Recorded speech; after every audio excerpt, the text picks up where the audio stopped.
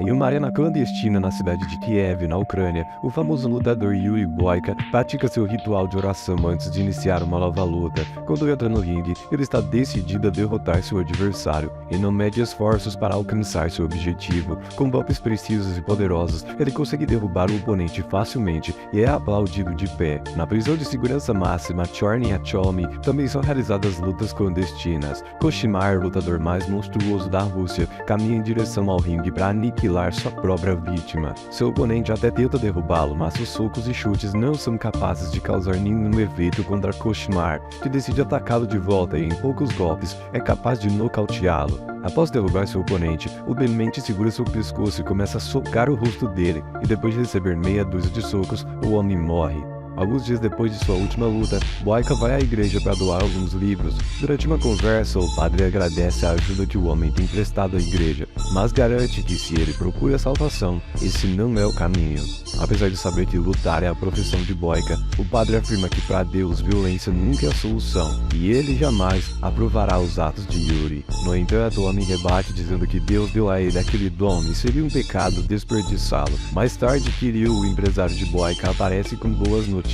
O homem afirma que conseguiu uma luta legalizada para ele participar. O torneio acontecerá em Budapeste durante um campeonato europeu, e Kirill convenceu os olheiros do torneio a assistirem à próxima luta de Boyka. Naquela noite, Boyka enfrentará Victor e o vencedor daquele duelo estará classificado para o campeonato europeu. Após sua oração, Boyka segue para o ringue. Em seguida, Victor aparece e o árbitro anuncia o início do duelo. Victor parte para o ataque, mas Boyka consegue desviar de seus golpes e vai para cima do oponente, com seus socos seguidos de chutes poderosos. Alguns segundos após o início da luta, ele consegue derrubar seu adversário, porém Victor se levanta. Aparentemente, ele não está disposto a perder aquela batalha. Com sangue nos olhos, o homem acerta diversos golpes em Boyka, mas o imbatível logo retoma as rédeas da luta e leva seu oponente a nocaute. No entanto, segundos depois, Victor se levanta e decide continuar a luta. Boyka logo consegue derrubá-lo novamente, pois o homem já não tem mais a capacidade de se defender. Boyka pede que ele permaneça no chão, porque não deseja machucá-lo ainda mais.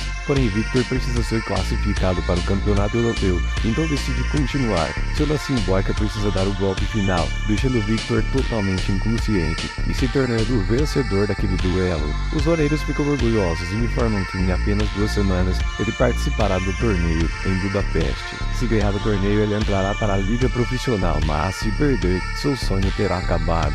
Kirill está orgulhoso de seu lutador, pois Boyka estava prestes a realizar um grande sonho. O homem entrega a ele um pacote contendo pagamento por aquela luta e vai embora. Quando está indo para casa, Boyka vê Victor sendo levado para o hospital em uma maca e o enfermeiro afirma que o rapaz está em estado grave. No dia seguinte, durante uma conversa com seu empresário, ele descobre que Victor morreu algumas horas depois da luta. Kirill afirma que Boyka não será responsabilizado, pois o que aconteceu foi um acidente. Nessa hora, o lutador se lembra das palavras que o padre disse a ele e se sente muito culpado pelo que aconteceu. Boyka pede para ver as coisas que estavam no armário de Victor e lá encontra uma foto do homem com sua esposa dentro de um envelope contendo uma carta. Abalado pela situação, ele pede que seu empresário lhe arranje um passaporte falso para que ele possa ir até a Rússia visitar a viúva de Victor. Kirill tenta dissuadi-lo dessa ideia, afinal Boyka é procurado por lá, mas o homem garante que precisa fazer isso e estará de volta antes de sua viagem para Budapeste. Na Rússia, Pamela e os amigos de Victor se despedem dele. Zourado e sua gangue aparecem na igreja e a Alma se sente incomodada com a presença do gangster no funeral de seu marido. O homem a encara de longe e ao final da cerimônia relembra a mulher sobre a dívida de seu marido. Zourado garante que se a Alma aceitar se casar com ele, o débito será perdoado. No entanto, ao invés disso, ela afirma que trabalhará em seu clube e pagará um empréstimo que ele havia feito. Naquele mesmo dia, Kirill entrega o passaporte falso para Boyka. O homem pega uma minivan e some, que o leva até o ponto de controle militar. Os soldados lá não têm acesso à internet, portanto, se Boyka não chamar atenção, conseguirá passar sem problemas. Após atravessar a fronteira para a Rússia, o lutador vai para Drovny, onde aluga um quarto. Em sua mala, o homem leva um crucifixo, o qual pendura na parede do cômodo. Em seguida, caminha até o endereço do remetente que estava na carta, chegando Chegando lá, ele percebe que o lugar se parece com uma escola. Enquanto observa do lado de fora, ele avista Alma e a reconhece imediatamente. A mulher percebe a presença de Boyka e o encara de volta. Segundos depois, um carro aparece e o motorista ordena que Alma o acompanhe. Quando vão embora, Boyka pergunta ao segurança para onde eles estão indo. O homem então se dirige até o endereço e descobre que Alma estava indo trabalhar em uma arena clandestina. No momento em que ele entra no clube, está rolando uma luta entre Igor e um outro cara. Apesar de ser menos musculoso que seu oponente, Igor é extremamente ágil e consegue vencê-lo com certa facilidade. Quando seu adversário está se contorcendo no chão, Igor dá um golpe final e acerta um chute em seu rosto. Enquanto ele comemora sua vitória, Boyka avista Alma e caminha em sua direção. A mulher pergunta por que ele a está seguindo e o homem afirma que veio de muito longe para falar com ela. Durante a conversa, Slava e sua equipe de segurança aparece e o homem ordena que Alma volte ao trabalho. Em seguida mostra sua arma e diz que quer falar com Boyka lá fora. Zourado está em sua sala observando as imagens da câmera de segurança e nesse instante avista o lutador. Ele o reconhece imediatamente e fica curioso para saber o que aquele homem faz em sua arena. Do lado de fora, Slava manda o homem ir embora e afirma que ele se meteu com a mulher errada, pois agora Alma pertence ao seu chefe. No entanto, Boyka insiste que precisa falar com a mulher e pergunta que horas ela sai do trabalho. Ao ver que o homem não pretende ir embora, Slava ordena que seus colegas ensinem uma lição a ele. Então os dois seguranças se unem para espancá-lo, mas Boyka se livra deles facilmente. Ao ver as habilidades do homem, Slava aponta uma arma para sua cabeça, mas o lutador consegue neutralizá-la e derruba o inimigo.